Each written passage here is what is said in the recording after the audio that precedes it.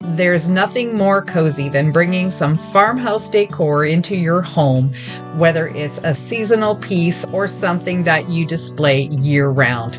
Hey there, my name is Sandra, and you're watching The Schwowin's Nest.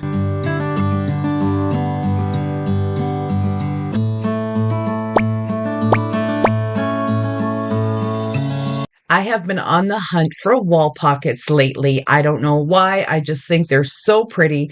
And when I found this one for $2.79 at the thrift store, even though it's red and it has Christmas designs on it, I knew I could do something different with it. I'm using one of the IOD trimming molds and some air dry clay, and I'm just going to be pushing it into the area that I'm going to be using. I'm going to make sure that I get everything pushed in there really well. I did add some cornstarch to the mold first. That just helps the clay to release and you don't get any splits. Now, this clay is really, really soft. It's not one that I've used before, so I had to be extra careful when removing it from the mold. What I loved about this clay is that it is so soft, I didn't have a hard time working it. So this would be super easy for anyone to do, even if you've got arthritis in your hands like me. I've got a link to it down in the description box. It's in my Amazon store with a bunch of other clay options as well.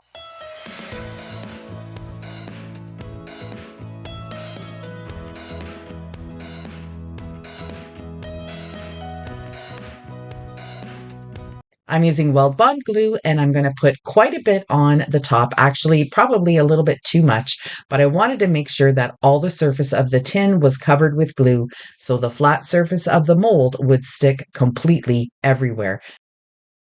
Because this clay is super soft, I was able to stretch it just a little wee bit and make sure that I had everything where I wanted it to be. It laid down really well. It didn't shrink when it dried overnight, and I was super happy with how this turned out. I am going to be adding another smaller mold on top of this one to cover up the top of those Christmas trees.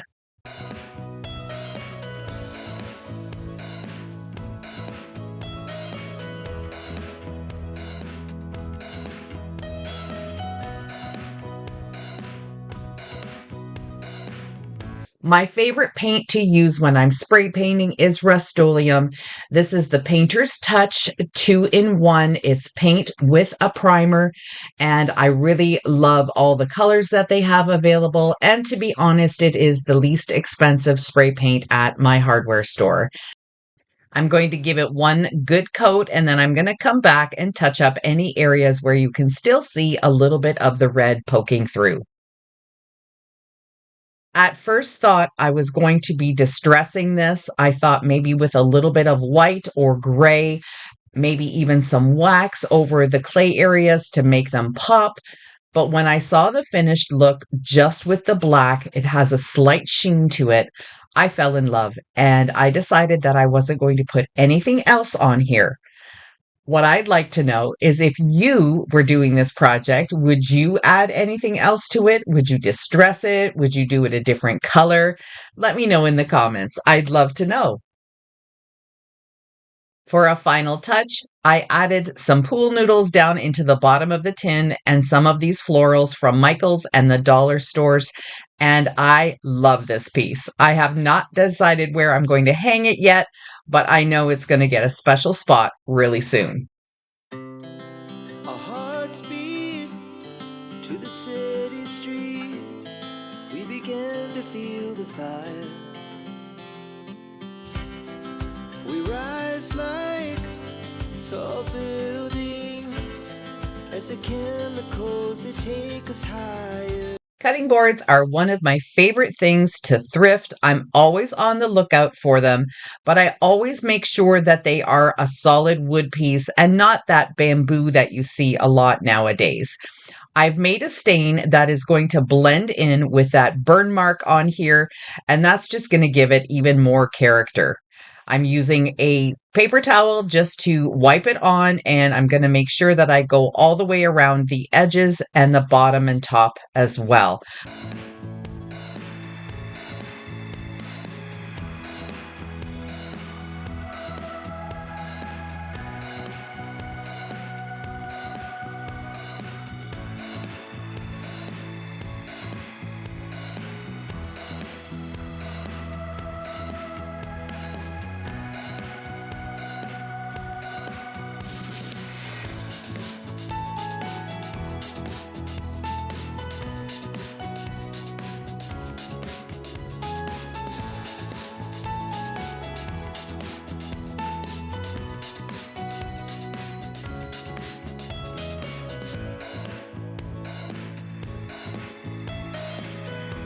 Now I'm taking a piece of candle wax. This is just something that was a tea light and I just popped it out of its little container.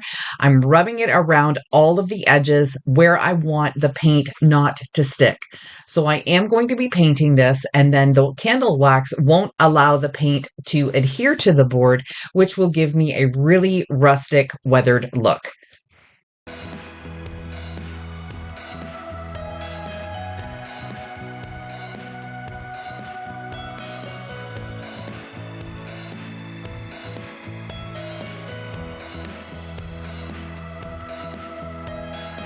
I'm using some white acrylic paint. I buy a gallon of this at my hardware store and I use it all the time.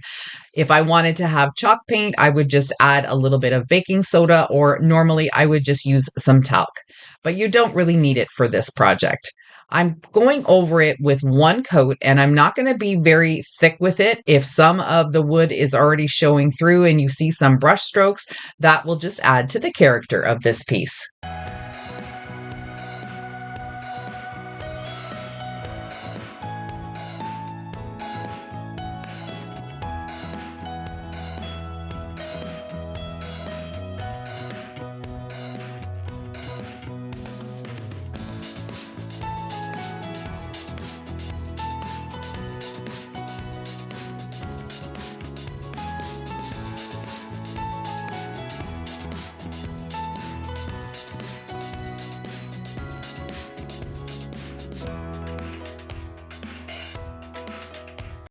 Now it is time for the reveal. I'm using some coarse grit sandpaper, but I'm not using a lot of pressure.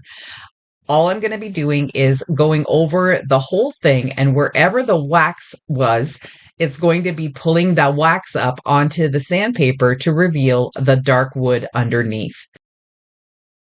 I love this technique. I don't use it very often, but I think I might have to do it a little bit more because I really love how this one turned out.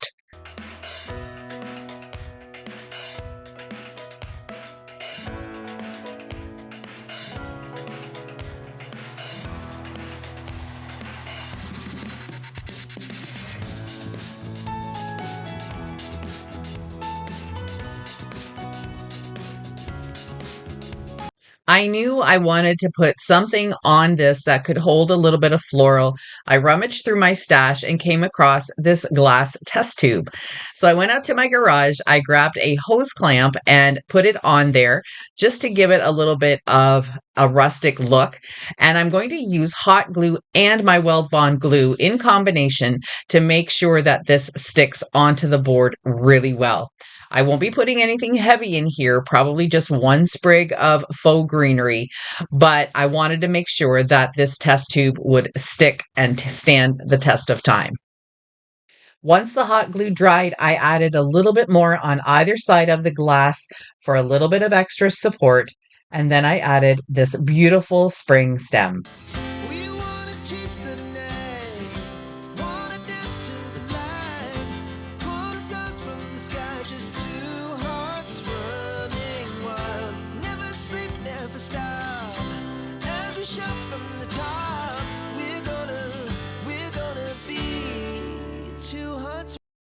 Another item that always catches my eye when I'm thrifting are lanterns, especially if they look a little bit different than your everyday lantern. And I thought this did. I loved the black. I didn't really like the glass insert, so I took that out. It does have a little bit of rust on it, and I was okay with the distressing it already had, but I wanted to just give it a fresh look. Even though I did like the distressing, I decided to give it a coat of the same black spray paint as the tin in my first project, and the same thing happened again.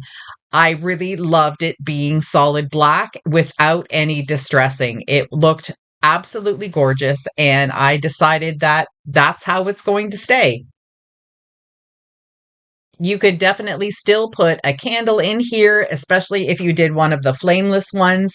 But I decided to put some floral in. It's a little concrete pot with some lavender and greenery, and it looks amazing on my new buffet in my bedroom.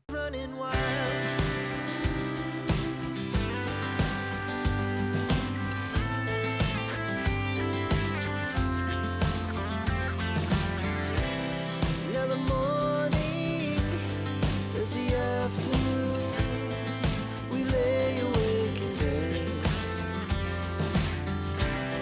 It laughs so loud as the hours. For this next project, I have been wanting to make my own candles in beautiful little containers for a really long time, so I decided to share the process with you. I am not a candle making expert by any means. This is just what I have seen other people do, so I thought I would just try it out. These are also some little candles that I got from the Dollar Tree, and the two prayer candles are there. I like that they have the glass on them already because it's so much easier to be able to melt them that way. I'm using this really big pickle jar, and I'm going to add 2 of these little candles in there. And then I'm going to be grabbing some of the Dollar Tree's vanilla wax melts. And I just want a subtle scent to these. I don't want a whole lot of fragrance because I can't burn candles in my home. My husband gets a headache from them. The scents are always a little too strong. So these will be for decorative purposes only. I'm filling the pot up about halfway with water. I'm going to set it to boil just at a nice low rolling boil, and I'll just wait for the wax to melt. On my thrift store journeys, I've been finding some really beautiful pottery pieces. This mug, and this was just a little soup crock, but I loved the colors of it. I thought it would be perfect for a little decorative candle. Now that the wax is starting to melt, I'm going to add the wax melts. I chose the vanilla scent from Dollar Tree. I'm just going to break them apart and add the whole thing into the big pickle jar.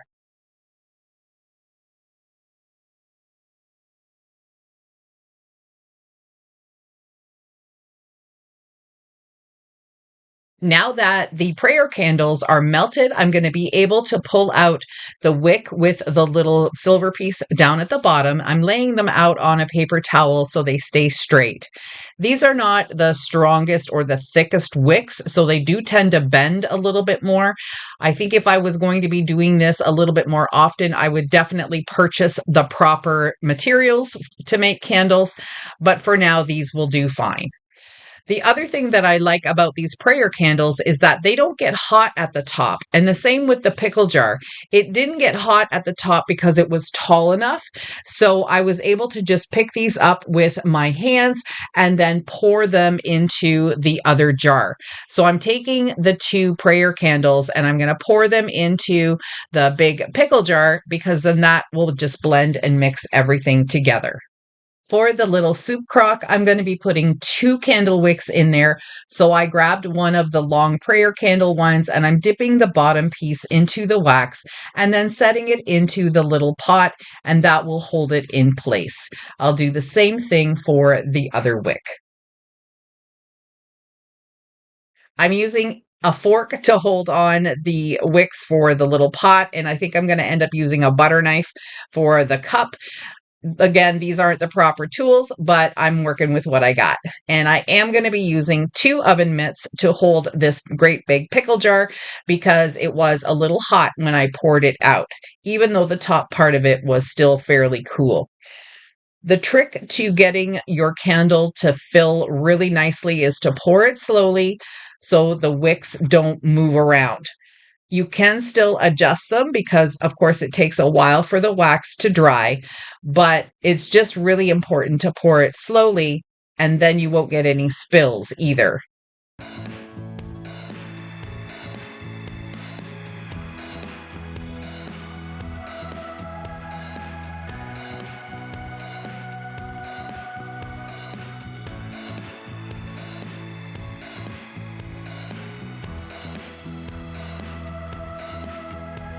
In the fall, I harvested some of the lavender in my backyard and I dried it. And now I'm just going to be adding little bits into my candles. I thought it would look really pretty against the white of the candle to have a little pop of purple here and there. Once the candles had fully hardened, it was time to just trim the wicks down a little bit. Now, I did get a little bit of a dip in the center of each of these, but again, I'm just using them for decor, so I really love how they turned out. Let me know if you would ever try making your own candles. I was packed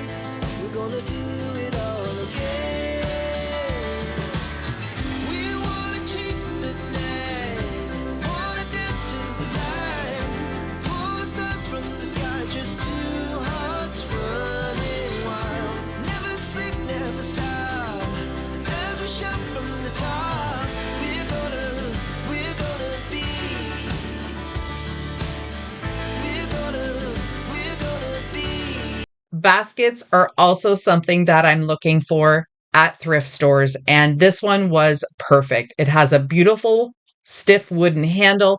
It has all sorts of different brown shades in it. It was in really good condition, so I decided to leave it as is and just style it on top of my kitchen hutch with some old vintage wooden rolling pins, mallets, and spoons. Nights, summer sky, it was the best we ever had.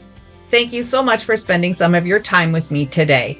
I hope you got inspired to look at some thrift store items a little differently and imagine what they could be like with a little bit of paint and TLC. See you in the next one.